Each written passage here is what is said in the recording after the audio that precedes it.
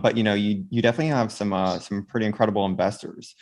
So could you share a little bit more about what that fundraising journey was like? Yeah. One thing I think I think there's like two ways to raise money. One is that you have a really good idea, you go pitch a bunch of investors and you convince them to invest that week.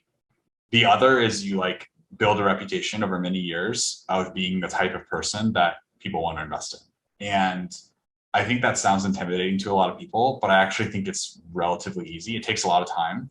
So I spent eight 8 or 9 years, depending on how you count it, in the tech industry before I started Primer.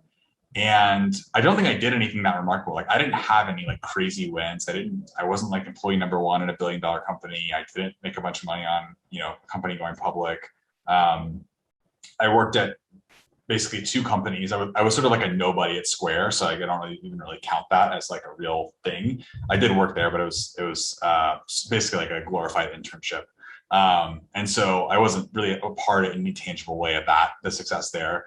And the two other companies I worked for were like sort of noble missions. Gumroad's doing well and is profitable, and that's still around. Omni was sort of like a sort of very, very small acquisition. And so I don't have like the sort of a lot of the things that people think about, but I think what I do have is that I worked really hard for 8 years and I just did what I said I was going to do. And I showed up every day and, tried to help people when I could and be the type of person that I wanted to be.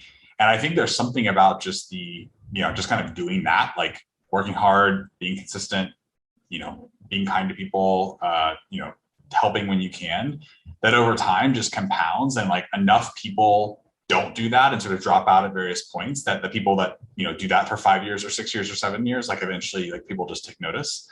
And so I mean, obviously it's hard to know, like it's hard for me to say what contributed to the fundraising process being easy, but almost everyone that invested had pinged us or asked about investing before they even knew what we were building. And so I definitely think that if you can, if you have like a burning, like I want to go start this company like right now, like then go do that for sure. But I think that there is value sometimes in going and working for great founders or people that you respect for a few years and building a reputation, and then going on to start a company. Now, right now it's easier than ever to raise money. So we raised our seed round like a year and a half ago, but now it's like a totally different ballgame. So maybe now you should just go start whatever you want and you'll be able to raise money in a weekend. But it's definitely the market was good back then, but it was nowhere near what it is today.